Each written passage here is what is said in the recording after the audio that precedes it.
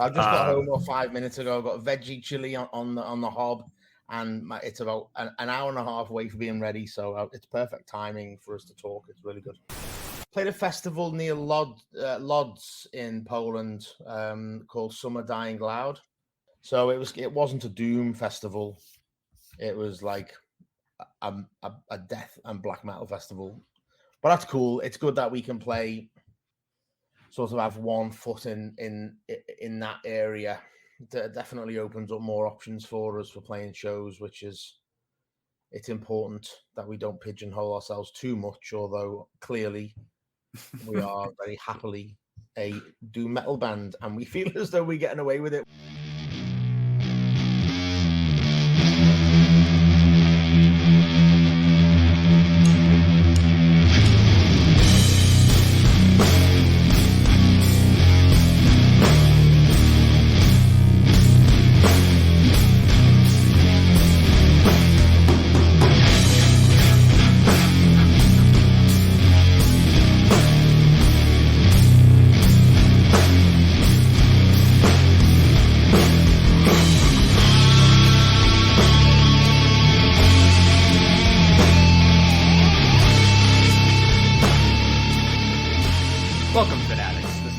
Entry in the Diary of Doom. I'm Dylan, and join me as we look back on the rich history of doom metal and its sister sounds based on the recounted tales of its followers.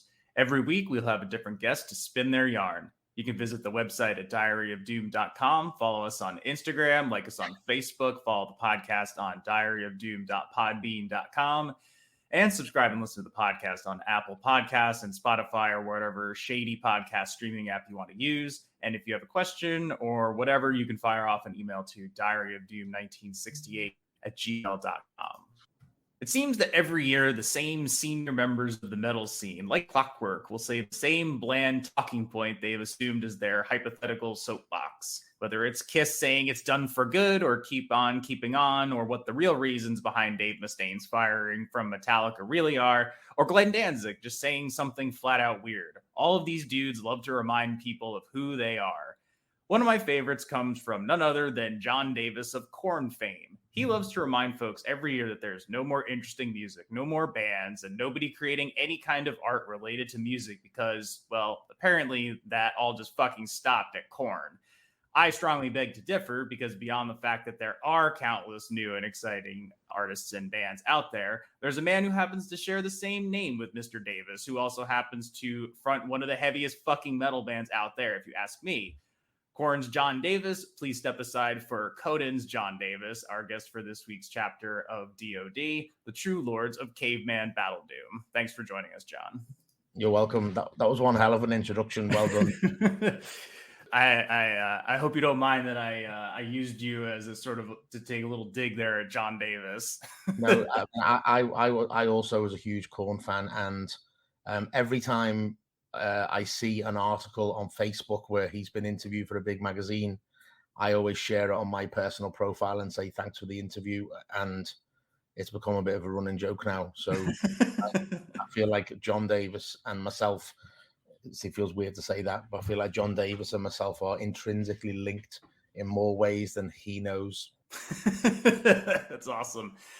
So John, this John plays guitar and performs battle cries and yelling as well in Conan. And he's been doing that. You've been doing that for about 21 years, which is pretty incredible. Before we delve into the history and music of Conan, how does it feel to be active in a band for over 20 years? And like, what do you credit for a successful career in heavy metal? My sort of early days playing guitar in bands before Conan was all about just me wanting to just play in a band. I thought it would be a cool thing to do when I'm 46 now. So when I was like 15, 16, 17, learning to play guitar, trying to do my studies at school and then university, I remember all I wanted to do was to just be in a band that played on stage. I didn't want to learn how to be a property manager. I didn't want to do my A-levels at school. I didn't want to do any of that stuff. All I wanted to do was try and play music live. And I didn't know why. I didn't really know how I was going to get these shows, but I knew that I just needed to start a band and get going, and inspired by Nirvana and bands like that at first. fast forward into when Conan came around, I recall there was like a transitional period between the other band that I was in, which was called Release, and then I had one of my 4x12 cabs. A friend of mine had typed the word, had made an artwork of the word release where the letter R was an ejaculating penis, and I'm glad I don't have that anymore. And went from Release, and the bands that I was in just started to get the music that we were writing was starting to get progressively heavier when I started to listen to bands like Fudge Tunnel and Sepultura and Nirvana more so. That band went their own. They wanted to go and play covers at weddings or whatever it was they wanted to do. They brought someone's brother in, and I remember playing the Police, Roxanne, You Can Put on the Red Light. That's one of the songs that we did, believe it or not, and it wasn't for me, that kind of thing. So anyway, that band disbanded, formed another band, and we called ourselves Windago. And sadly, the drummer in that band, a young man called Gary Lynch, and we'd only been hanging out for like 2 or 3 months. He was involved in a hit and run. He got out of a taxi, and some idiot drove into him and nearly killed him.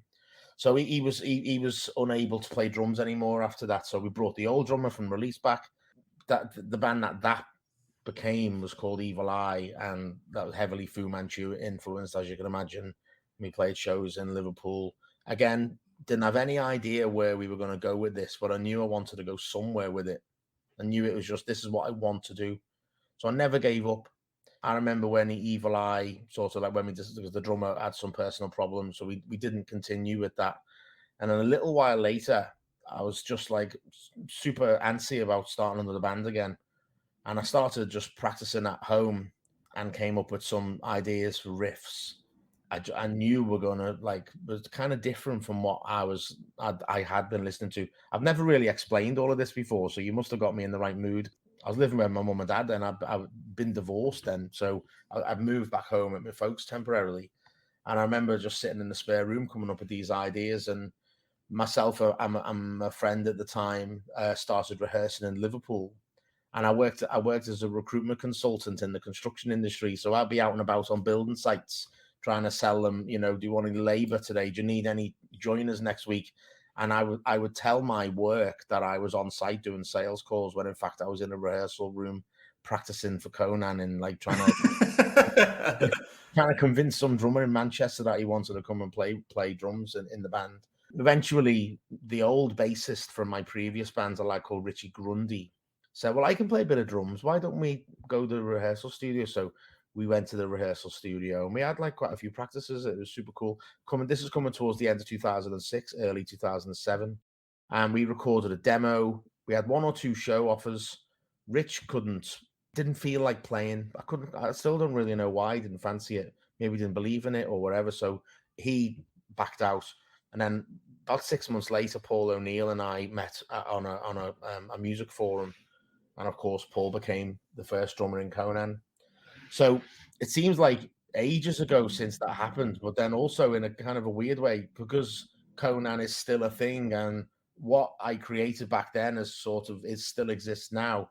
It also feels like yesterday when all that happened. So it's kind of weird. I still feel like we've got lots to do. I think we've still got lots of our story is not even halfway written, if you want to put it in that way. And I feel like we've still got lots of corners to turn and lots of growing to do. This is our last album for Napalm Records, for example. We're at a really important point in our evolution because we need, what do we do now? What label do we go with? What do we do with it? And we got lots of ideas now for new material, which we were just discussing at the weekend or the last couple of days while we were away in Poland. So it feels good to be in a band that's stuck at it for this long.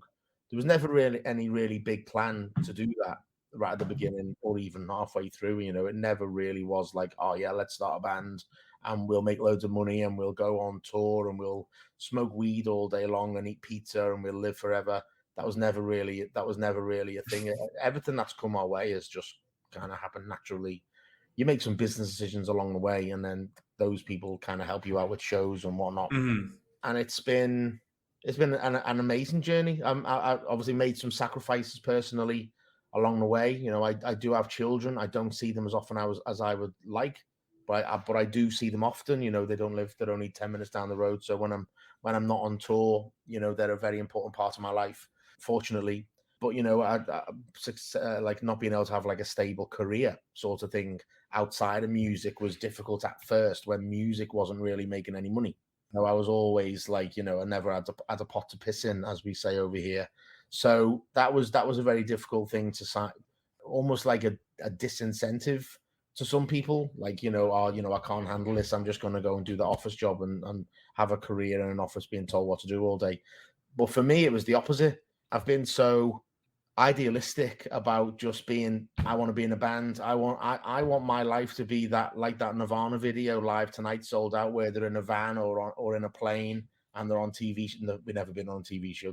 We may never do that. But like, I wanted my life to be like that. And that was the idea that I had in like my late teens, early 20s. And I've always been really determined just to, that is the life I want. That's how I want to be. That's what I want to be remembered for, is to have that kind of like energy and put that into the world. So far, we've done pretty good. You know, our appeal, you know, is quite strong. I think, you know, we're a doom metal band that a lot of doom metal fans will know, and that's important for me. You know, it's important that we've got, like, after all this time and all of this energy that we've put into it, you want some sort of recognition, and we do have some recognition. So that's enough for me. You know, I really enjoy playing. I really enjoy writing. So whatever comes our way now is a bonus. You know, I feel like we've built up enough momentum for us to just kind of go wherever it is we're meant to go. So now all our effort is into making cool music and playing shows as often as possible.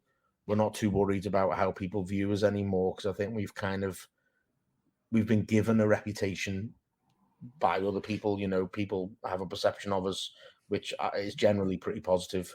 So for us now, we're kind of like, we're enjoying doing those things which fuel that fire, you know, writing cool music and playing when we can, playing cool, interesting shows, which obviously we just come back from Poland just this weekend. Last weekend we were in Brazil.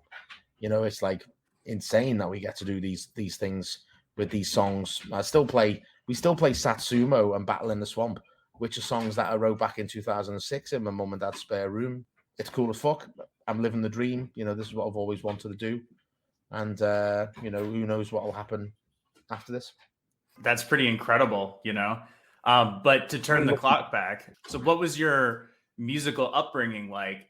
Did you have one, or did you find music on your own? I mean, after all, you're from the same city as the Beatles, so I knew you were going to say that. I knew it. But you're right, though. And naturally, there is that. But it's not like they play the Beatles at 5 p.m. and that's when you got to go home from playing football in the streets. Right. Dinner, and you got to say, you know, you got to recite the lyrics to "I Want to Hold Your Hand" before you eat dinner or anything like that. It's not a religion, but definitely the Beatles is like a tourist attraction in Liverpool now. The Beatles were never really an influence on me musically. That I'm not going to say I was ever a Beatles fan. Just the same way I'm not a Jason Donovan fan or a Belinda Carlisle fan. You know, I obviously know about them out of the corner of my eye, sort of thing, but they're not a band that I've never really paid much attention to, apart from obviously the big name. So my musical upbringing, really, I've got some isolated memories from when I was a very young boy, and I'm talking like 6, 7, 8, 9. And I remember that my dad had an acoustic guitar, and I do remember as a very young child, and I think my parents still remember, I was trying to strum the guitar with a spoon. And that was like, I do remember that. I don't know how old I was, but I remember the house we were in, and we left there when I was 8. So it must have been then. And another memory from that kind of era, that time, was a friend of mine, his dad had like quite a few records. And I remember he had I remember specifically the album cover for Iron Maiden, Number of the Beast. And I remember looking at that and being kind of intimidated by it I was a baby. And I was looking at it, and it was kind of scary with the Eddie on there and whatever else. And I remember that must have had an impact upon me, because being kind of intimidated by music has always been something that has drawn me to it. And moving on with my story of music, I remember like not really being fussed on music generally, apart from Motown and some pop music, up until the age of about 10, 11. And then when I went into high school, I remember I started listening to rock more because a couple of lads in school were into Led Zeppelin, and they gave me like a couple of Led Zeppelin tapes. Rainbow was cool. I remember one of my friends would sing the song "Since You've Been Gone," getting on the bus one time to school, and I remember specifically that moment when him and someone else was singing "Since You've Been Gone," out of my head, can't take it. And that's like a song that that's a moment in time that I remember now, and I must have been 12 years old.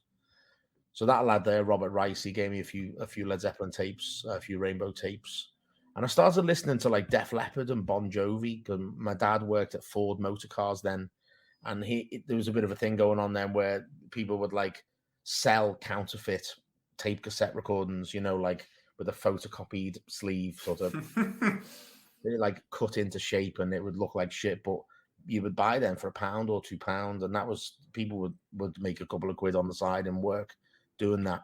So I started doing that in my school, and like the girls loved it because they get the latest Bros album or the latest Kylie Minogue album or whatever. But I always got it because I was waiting for like a cool like heavy rock tape to come on there. That was how I got my music then.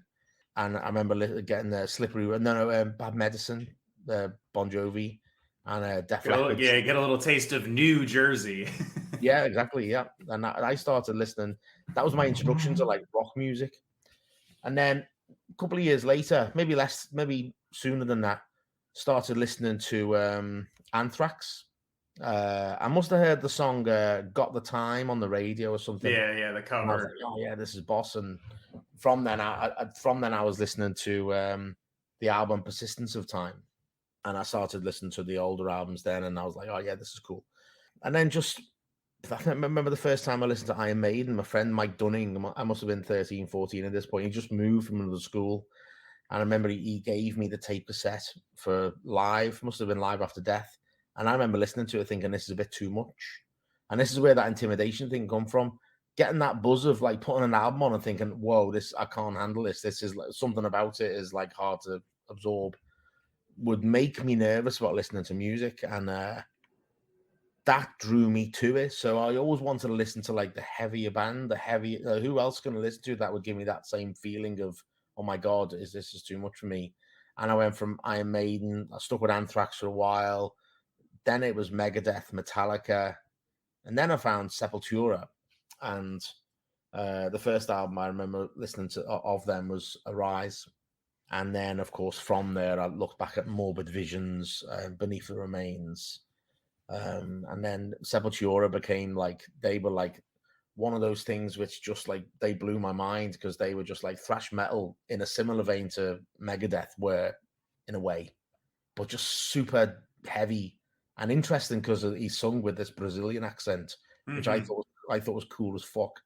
And like, bit of a tangent here, but now I'm like really good friends with those guys. I mean, just 2 days ago, I had a telephone conversation with Gloria Cavalera, Max's wife, about some band business stuff, just giving me advice on a few things.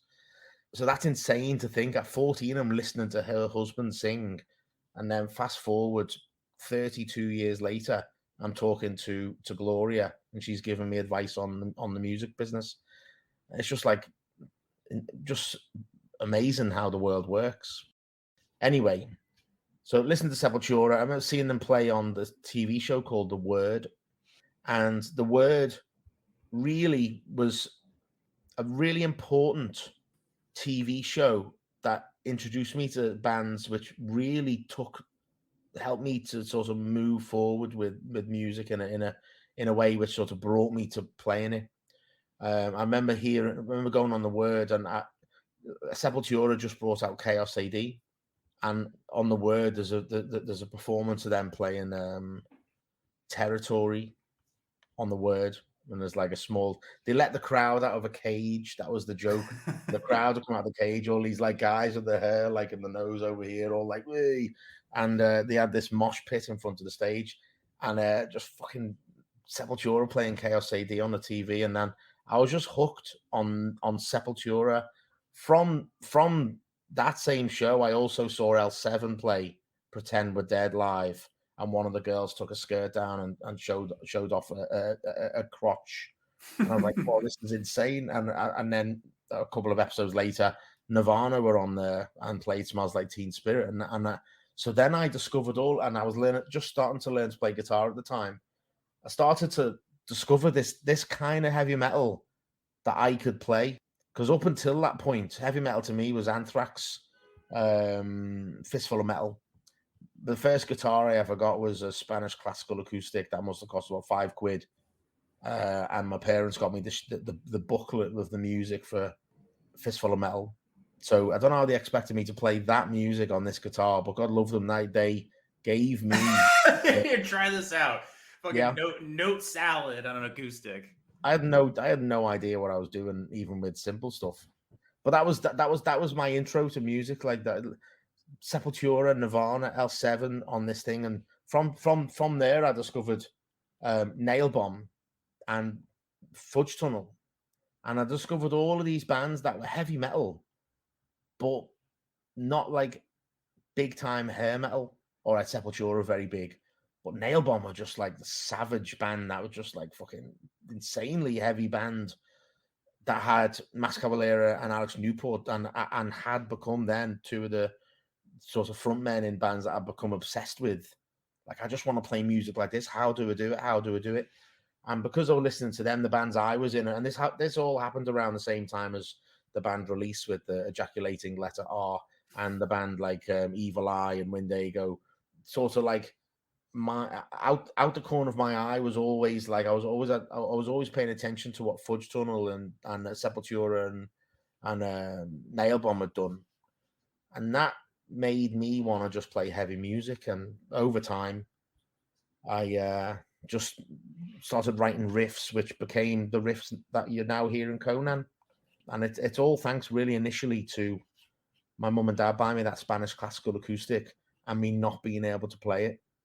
One thing which I think I will add to here was I was trying to play guitar but wasn't doing very well at it. And I remember my granddad, rest in peace, he used to put a 5 pence piece in this broken money box that he had on his windowsill, and in this he would put a 5 pence piece or a penny in there. And I remember on my 18th birthday, God love him, he'd saved up enough money to give me £100. So my mum and dad took me to Manchester with my granddad. I think, if I recall correctly, he came with us because I wanted to spend that £100 on a leather coat. The posh day out was to go to Manchester and go to the Arndale Centre. And I remember in this leather coat shop, there was a man in there and he was talking to me about, "Oh, you're getting a jacket, are you 18? Yeah." And he was asked, I said to him, I was just starting to play guitar. He said, "Oh yeah, what sort of?" So I started explaining to him, like, I had an acoustic guitar, and he says, "Can you do power chords?" And I was like, "No, what's a power chord?" So I was playing like bar chords, the traditional way that a teacher would show you. And he said, "Well, just, that Nirvana would, most of what they play is just a power chord, I'm like, "What's a power chord?" So he showed me what a power chord was, and I was like, "Holy shit!" Him showing me this unassuming middle-aged guy in a leather jacket shop in Manchester taught me really. He unlocked the key, the box, that gave me the ability to just write riffs at will. Everything I was doing was a fully formed bar chord, and you can't play Conan songs like that, obviously. And I would have gone on a totally different path if I had never learned to play power chords off this guy. So yeah, all around the age of 18, so everything just sort of clicked into place. I was like, "Oh yeah, so I can play power chords now, so I can make melodies and sing over these, and then I can form songs then." And then over time, the riffs that we're writing were getting heavier and heavier, and we recorded our first demo in January 2007, January 27th, 2007. And I'd only just started a relationship with Holly, my ex-wife, who became, we married, and Skyhammer Studio was born from that relationship. So again, that's like an important part of my life. So from the age 18 onwards was when things kind of got a little bit more structured for me. That was a long story, wasn't it? Didn't it? You probably think I've been drinking. I've not had a touch of alcohol. I've been driving all day. For some reason, I'm talking like I've not spoken all day when I've actually been speaking all day. So I must be in a good mood. But it's all interesting because it's part of the story, and it helps define who you are. It helps define the band, and it kind of peels back the layers, and it also helps sort of like demystify it, because it's just like you're a real dude with real problems. You still got your world's best farter mug and everything like that. And I'm really proud of what we've achieved so far, and I'm really excited about what we can achieve moving forwards. So for me, it's like super cool that it's come from that beginning. I never went to music school. No one ever bought me an electrical guitar. The only help I've ever had was this Spanish classical acoustic, which just got me interested. And everything after that has been my own determination. It definitely is like a classic story of volume over talent. People obviously like us because of what we do. They are fans of the band, so I'm not going to try and say that we're not good. But what I am going to say is that my technique is quite limited, but I've just made the most of it by being determined and being resourceful. And I think any other musician who feels like they're frustrated or whatever, I would just say try harder, because that's all I've done. One thing I will note about Conan is that it is listed as a recent notable band on the Wikipedia for Liverpool. So I'd say you've earned your due cred. Oh yeah, that's cool. I better check that out then. That's awesome. You're up there with Carcass. Oh wow, that's cool. I remember like when I first heard of Conan, my reaction was, there's a band called Conan, like just straight up the Barbarian. And for anybody that doesn't know, Conan is like the character Conan, the Robert E. Howard character, is in the public domain as of 1936. But to assume the mantle of Conan, you can't just make it any kind of music. When did you know you wanted to go with that name?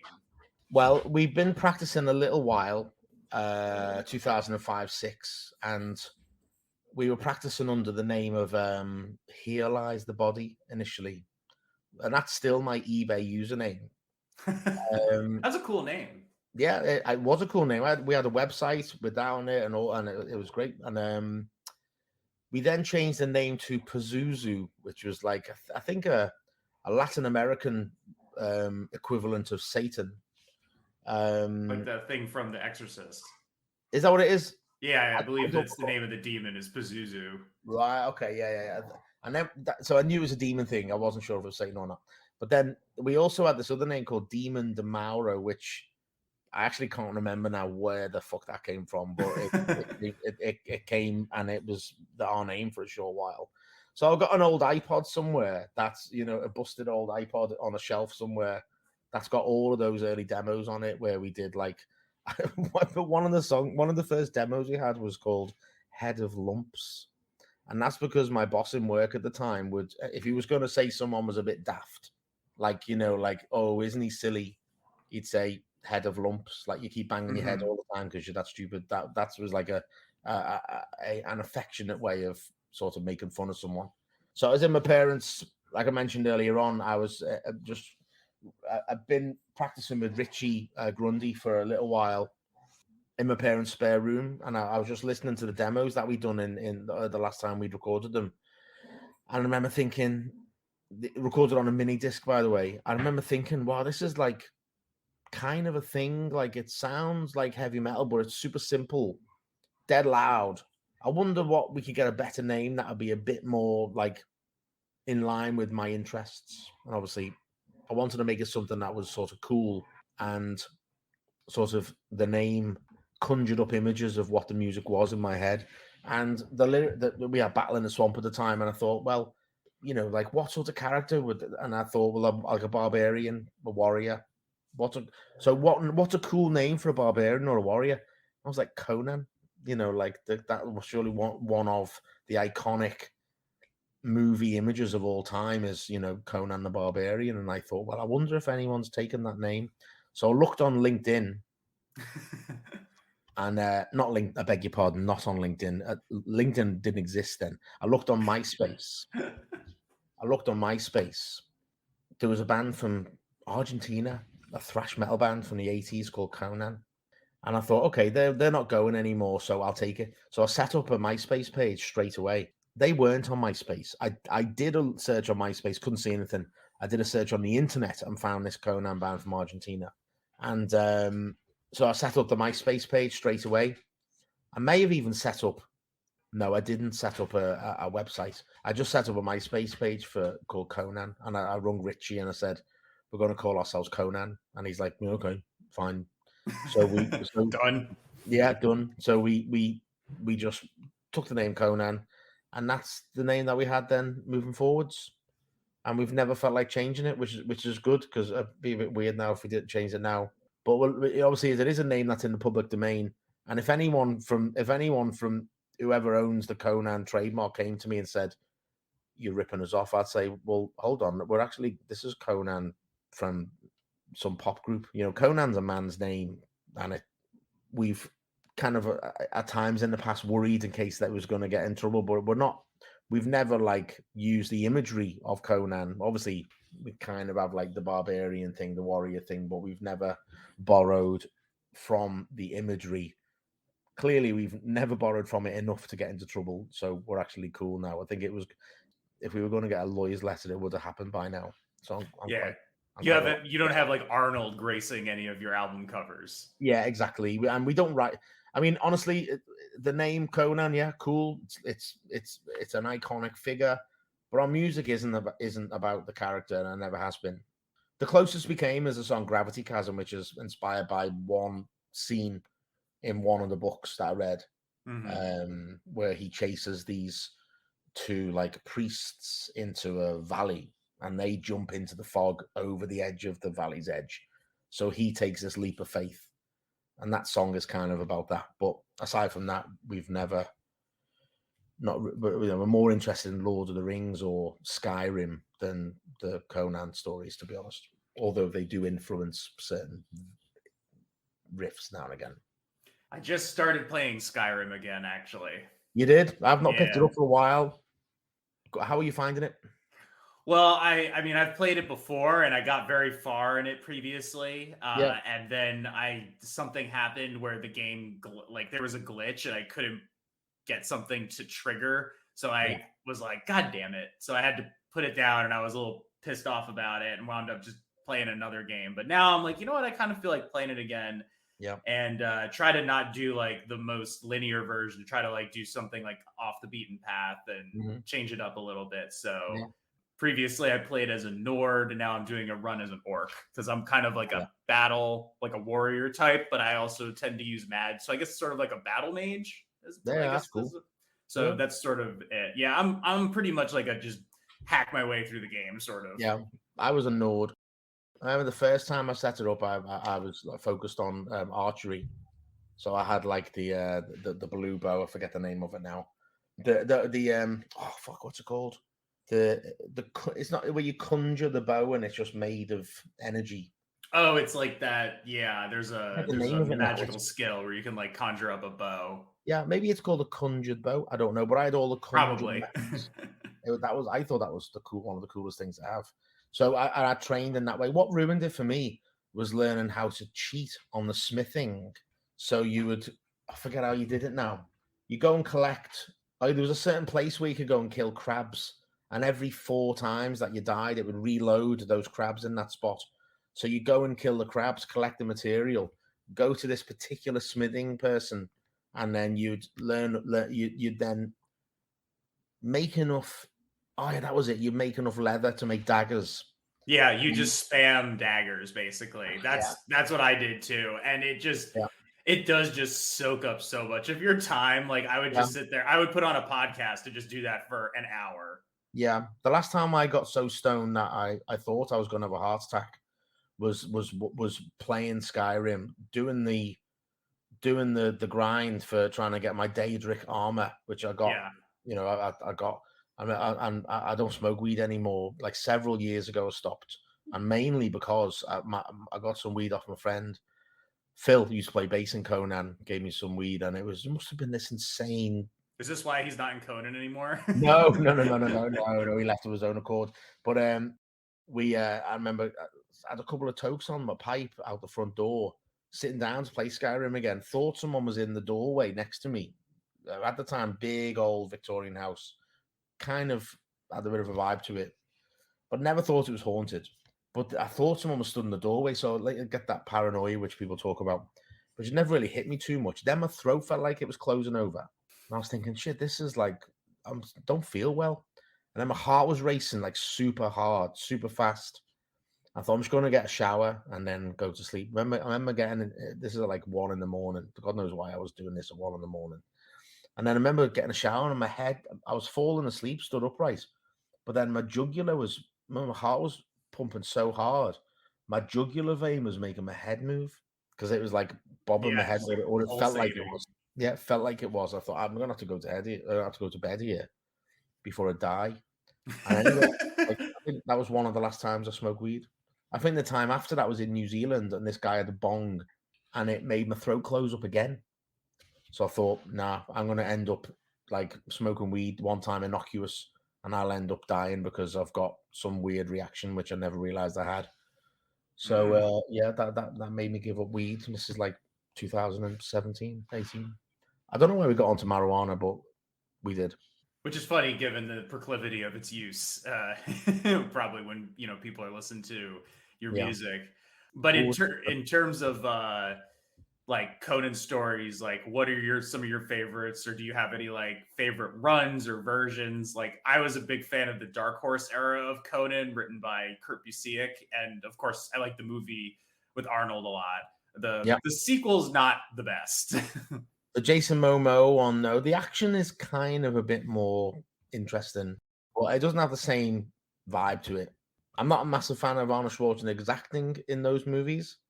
Something about it which really grabbed me, but the stories are awesome. I mean, I've got my bookshelf here. If I just pluck the first one out that I have, Conan of the Isles. I love the old artwork. Router Camp, Lynn Carter. What else have I got up here? Oh, obviously, I got. I mean, how could I not have that? That's like it's the Bible, the compendium. Yeah, and I've got others dotted around my bookshelf. I mean, my bookshelf is full of just all kinds of stuff. Yeah, it's all science fiction or Conan, so one or the other. But the Sword of Skelos is a really good one if you haven't read that. I haven't read any of the actual books, so okay, that's a good one to start with. I'd recommend that, yeah. And then you got Conan of Aquilonia. There's lots of cool ones. They're all good, actually, to be honest. And they're all worth a read because they're all awesome. There's a Conan video game that's kind of like Skyrim. I've heard of it. I've not played it. I kind of don't want to. I feel like I don't know. I think it'd ruin it. I don't know. I just don't feel right. I don't know why. Yeah, it looks all right. It doesn't look like it's like that great. You know what I mean? But it's one of those games that it's popular to stream on and people play it for that. And, you can probably have some unintentional hilarity with it. Yeah. I think I almost considered getting it at one time. But it would have been too much of a time sink for me. I've got enough of those, so I'm fine without it. Besides Conan, those stories, like where else do you pull from to create your music? More so earlier on than now. I would like read books, and a line in a book would make me think of a riff, almost like the way the rhythms play out and the syllables in the sentence will make me think of a riff. And that happens all the time to me, still does now sometimes. And that will give me an idea. And then from that riff, then if I happen to be like practicing anytime around then, me and Johnny now or whoever was playing the drums, I'd like say, oh yeah, let's play along to this. And the song would just would be born from that. Now I kind of look, now because we got like a bit of a back catalogue, I'm kind of listening to what we've already done and seeing what would be a natural progression from there. So in terms of like the riffs or the structure of the songs, I'm like listening to the older material and thinking, oh yeah, that would be cool. Be better if, why didn't we do that? And then that'll give me an idea for a riff or like a harmony or whatever, or a vocal line. So that is a big thing for me. I don't so much read books now and come up with an idea as much, although it definitely does happen. On this new album, the lyrics, for example, were all well, I say all, maybe 85% of them came the day before we recorded. You know, I had some ideas jotted down, some stuff on my notepad on my iPhone, and some like sort of a verse or two here and there. And the night before we recorded was when Russia were just about to invade Ukraine. So I was sitting there like absolutely terrified of what was happening in Europe, and those feelings made me write kind of like certain type of lyric with a certain edge to it, and the sort of the structure of the verses and whatnot kind of just felt good. It, like this whole like war in Europe thing was an itch that I just felt like I needed to scratch. And so the lyrics that we came up with on the album, you know, there's a lot of warfare in there: hope, victory, defeat, death, triumph. You know, in some of those songs, I'm the hero. In some of those songs, like I'm cowering from something that's about to kill us all. So for that album, this album, more than any other album, it was kind of like influenced by the real world. Now, none of those songs are about the war in Ukraine. Of course they're not. It'd be stupid of me to try and do that. But the lyrics are definitely influenced by it. Levitation Hoax, you know, I am the force for good. My hands are fire and death. My eyes are burning brightness. This thirst is never done. In that song, like I'm the hero.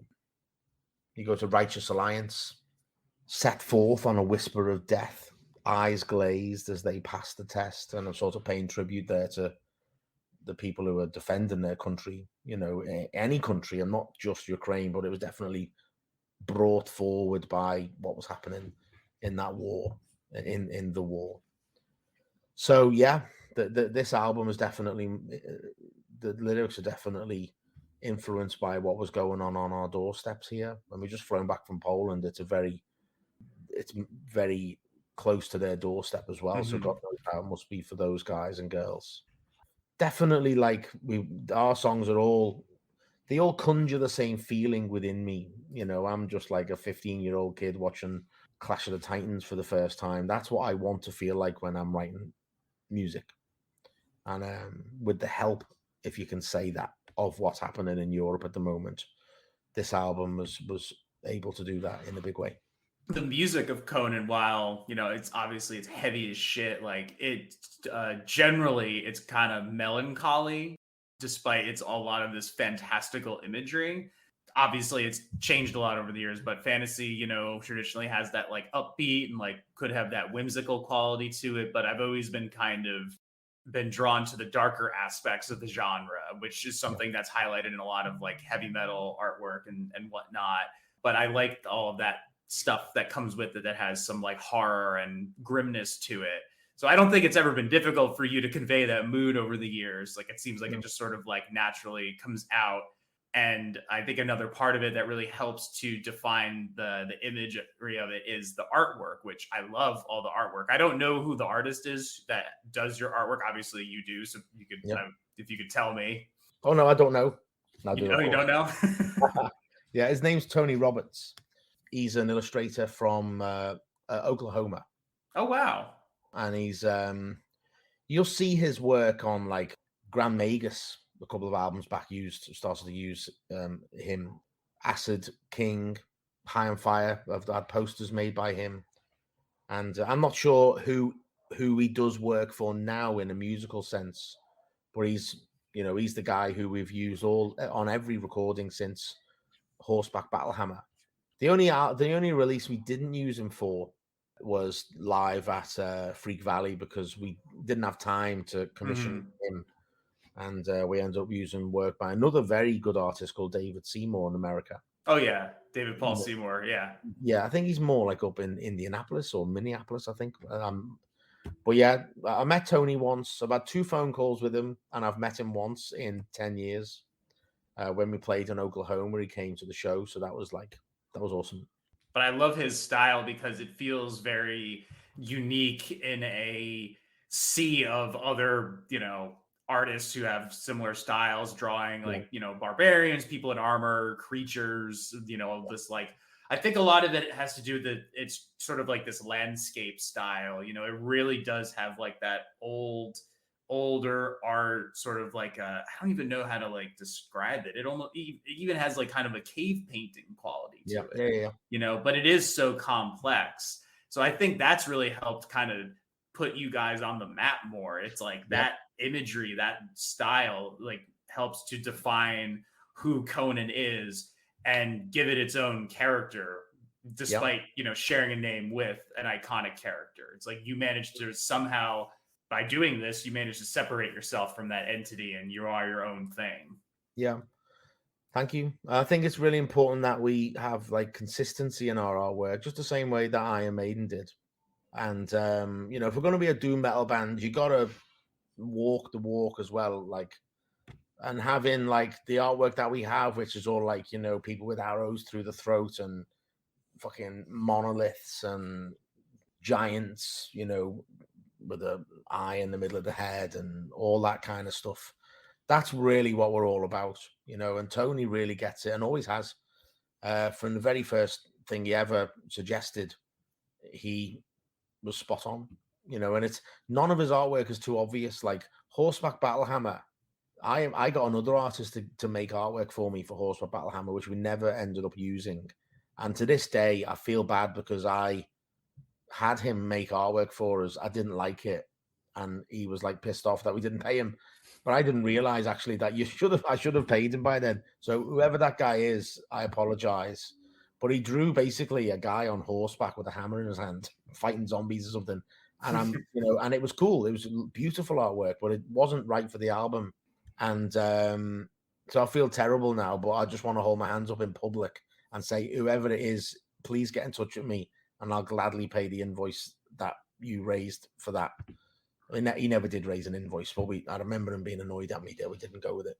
But yeah, Tony, who I have paid the invoices for since day one, glad to say, has stuck with us. You know, I don't think we're a difficult band to work with, but I appreciate that he is kind of under pressure when we come on the phone on the messenger and say, oh, we're releasing an album, can you do something for us?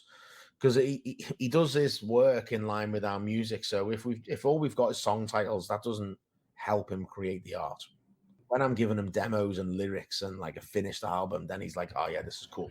But the way we work is we normally write the album, and we'll need, if it needs to be in at the label by the end of January with the artwork and everything, we're normally giving it to Tony like on the 10th of January, and he's only got half of the artwork done, so he's then under pressure to finish all, which what happened on the last album. That's my bad.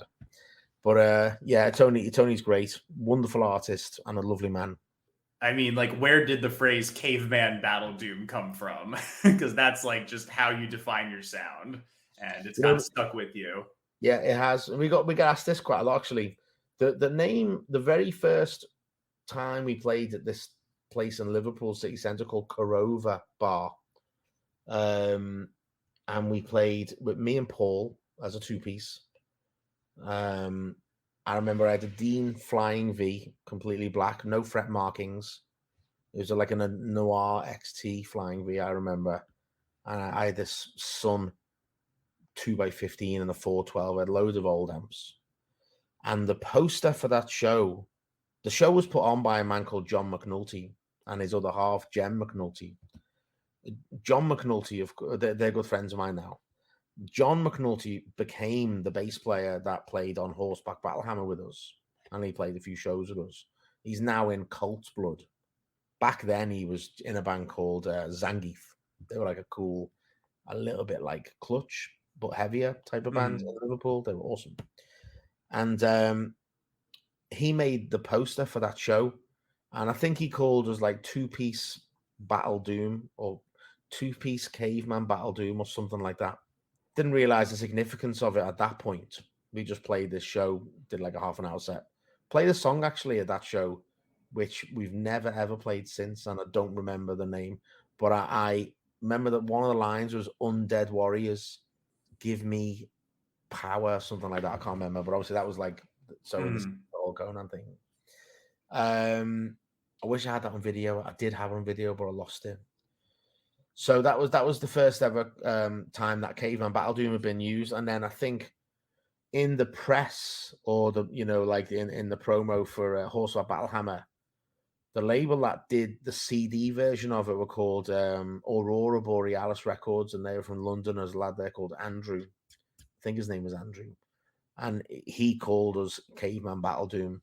And the first ever Conan t-shirt was a silver Horseback Battle Hammer design, and on the back it said Caveman Battle Doom, silver. And it's stuck. Like people say you've made your own genre. Of course we haven't. We just think it's hilarious that people still talk about it now. Because, I mean, don't forget, this was like 2011, which seems like an eternity for me. But, yeah, so, I mean, I would never say, oh, yeah, that's what we are. We're a Caveman Battle Doom band. That sounds ridiculous. But it's kind of fun to have something like that associated with you. So we'll put on the back of a T-shirt because it sells some T-shirts. And I guess it looks cool. I like it because it's good to have something a bit gimmicky like that. Other bands do it, so why shouldn't we? Without leaning too hard into it. Yeah, not like, oh, I'm not going to get spend £5,000 on, Caveman Battle Doom embroidered back prints or like bronze chest badge or something like that. I'm not going to get it. Yeah, I'm not going to get tattoos on my leg. Let's put it that way.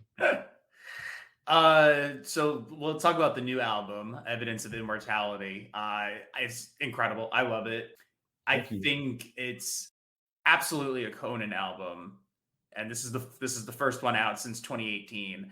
But you managed to sprinkle in some other sounds into it, and like specifically, I'm talking about the closing track, Grief Sequence, which is this incredible like death doom type song with this haunting synthesizer or organ that gives me total John Carpenter vibes. Like, I'm a big advocate for more synthesizers in Doom, but like, how did you come to the decision to close out with that? It seems sort of like not like against type for you, but it's a little bit not the norm for Conan. No, you're right. It wasn't the norm, and we wanted to put something in there that wasn't the norm. Like on the last album, we had Pain Cantation, which could be a Napalm Death song quite easily. So we had this song we already called it Grief Sequence. Wasn't sure what to do with it because it was kind of like a flat landscape as songs go. And I thought I wasn't sure whether I could lift this enough with vocals. So we spoke to a friend of ours, Dave Perry, who lives over in Copenhagen with his other half, Joanna. And I don't know if you've listened to it or not, but we released a split with Slamatics back in like 2012. Yeah, it's really good. Yeah, thank you. Well, Dave plays bass on that, and he does all the noise and effects in Obsidian Sword. And on the song Older Than Earth, the third song on that EP, that's him on the keys. He's like, that's his thing, like heavy music, but with synths and keys. And he toured with us for a little while, and we used to play Older Than Earth live, and I would play along with what he's playing on the keys, and it sounded insanely cool. But then I didn't want that to be like our sound, so he didn't stick around for the band because he moved to Copenhagen. So when we had this song that needed a bit of a lift, it just became like obvious that having Dave make it his own was the right thing to do. Didn't let us down. And it does, you're right, it does sound like John Carpenter, sounds like every cool sci-fi horror Fulci soundtrack you ever heard. And it's great. And the song builds because of what he does. Without him in there, the song is kind of not all that good, in my opinion. What he's done on that song is really important, and he's made it like kind of a run-of-the-mill Doom song into something much more. And I'm really grateful that he was able to do that. Me too. Do you find that Conan has a broader fan base internationally or back home in England? Because, I know the English Doom sound is a little bit different than in the US varietal. And I was just curious if your sound draws in a wider appeal worldwide now, or maybe that doesn't matter because all bands basically function kind of on a global scale as it is these days. Yeah, there is that. That bands that we all kind of definitely do function on a global scale. I would say that we have got a good following worldwide for sure. If you look at our statistics on the likes of Bandcamp and Facebook and Instagram, definitely have like the majority of our fans are over in the USA. But when you compare the figures for Europe as a whole and the USA, there's not much of a difference, but it is still towards the USA. And in the UK, particularly, we have got a good following. But we're not just a doom band, like I was mentioning earlier on in the beginning of the show. We're like, that's clearly what we are. Obviously, I'm not saying we're not that, but we also have like, we get invited to play Obscene Extreme. It's like a grindcore festival in the Czech Republic. We just come back from Poland and playing with Watain. I think we do have a wider appeal when we play our own, like when we go on tour and we headline our own tours.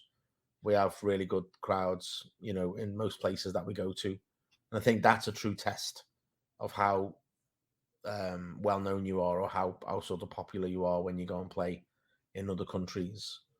And we've done that, built that up slowly since we began. And I think, to be fair, the label, like Napalm Records, great label. I'd say your typical Conan fan might not be on their mailing list. I think that now that we're in a position where we're considered, we Napalm haven't made us an offer. Who knows? They might make us an offer we can't refuse. You never know. What is also possible is that we would move to a label that where the mailing list is full of people who would be a big fan of Conan if they heard us for the first time. And I think that opportunity there is one that we're really excited about, because that represents a huge opportunity for growth for us and widening that sort of global appeal, because clearly there are big fans of doom metal worldwide. Electric Wizard can go and play a show to 1,000 people in America. We can't yet. We go to America, we might play to 300, 250 or something. So we're hoping that the next sort of step for us is to move in that direction. Like you would imagine that most fans of Sleep would, without too much effort, be sort of cajoled into being a fan of Conan. So, but clearly a lot of them aren't yet, because they would go and play an arena, a theater to 3,000 people that we're not at that stage yet. So there's a lot of growth opportunities for growth there for us, and that's what we're really excited about. So I think we've done a lot of I think what we have done, we got like a broad appeal with some hotspots, and I think that'll stand us in good stead. We're going to go to Australia next year. I know for sure we'll sell out the Sydney show. I mean, that's insane. I know we'll probably sell out the Melbourne show. There could be 400 people there. So we definitely have like opportunities to grow into, to be the sort of band that people would think would be, the size of Electric Wizard, because we're kind of like in their ballpark at the moment, but we're not as big as them. So that's the challenge for me, because I'm quite what's the word where you compare yourself to others? Competitive. Yeah. So I'm like, okay, bring it on. I'm a big football fan. I used to play football when I was a kid. So I'm like, okay, let's do this. Let's see what we can do to build ourselves up. And I think one of the key things is what label we go onto next, because their marketing will naturally have an impact upon how many new fans we attract. And when will Conan be making their return to the U.S.? Because I still haven't seen y'all. Okay, whereabouts are you based? I'm in New York. We've played at St. Vitus about 5 times. Well, I guess I was not into the band at the time. So okay, fair enough. Okay, no, that's fine. Next time we're there, you should come and say hello. We haven't got a tour lined up yet, but we are working on it. That's the best way to say it. Yeah, I mean, I know it's tough now with all of the, the visa issues and getting in and all that shit. So I know like financially, it's always kind of a gamble. If you're going over there, it's probably a lot more easy for you to bring in a successful tour in Europe now at this point, Australia, like you just said, even South America. Well, I mean, don't get me wrong. USA is always successful for us. We're lucky enough that we do have a good following there, and we do, it's always a successful tour. So we're not worried about that. We are, first of all, we just got to line up the offers and get like the tour sort of outlined, and we're at that stage right now. So yeah, we are currently booking a tour for the USA. Hopefully we'll get that announced soon enough. I'm there. Okay, good. You should come and say hello. I'll get you a beer. Have you been listening to anything lately that you've really been digging on? I started listening to some more synthwave this week, and I can't remember now. Where's my phone? I'll get off my phone if you don't mind. I'll put a shout out for I asked some friends about what synthwave should I be listening to, and someone recommended me an album called Annihilation by Street Cleaner, and another synthwave artist called Dance with the Dead, Driven to Madness. That's really cool. Yeah. But one album I have been listening to a lot is Crypt of Ice by Frozen Soul, and they're like very like it's death metal, a lot of bolt thrower in there, I think. Yeah, and, they're awesome. Yeah, fucking hell, that album is so cool. So the last week or two, that's what I've been listening to mainly. I would be down with the Frozen Soul Conan tour. Me too. I've spoken on my Instagram already. So if our paths cross, then that would be awesome. Who knows?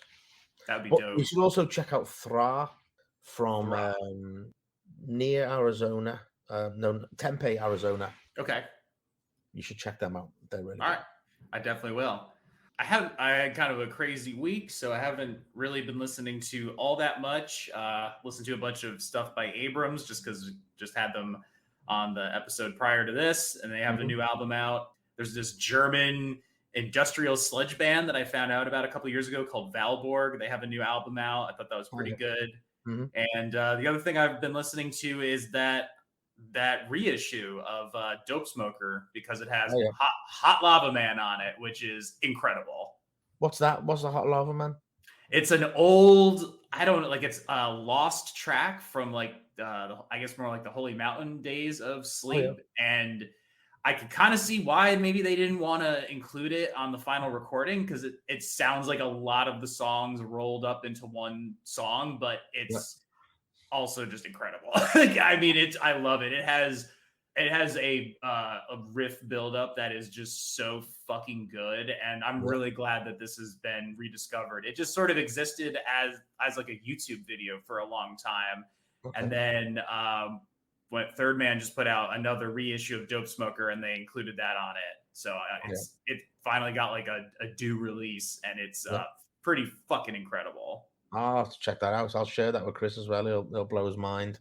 And then in terms of shows, I went to go see Earthless at the Market Hotel with the local band Peace Sign opening up. And I mean, it was, it's Earthless. Like, Earthless is fantastic. Yeah, and I had kind of I'm sorry? I'm a big fan.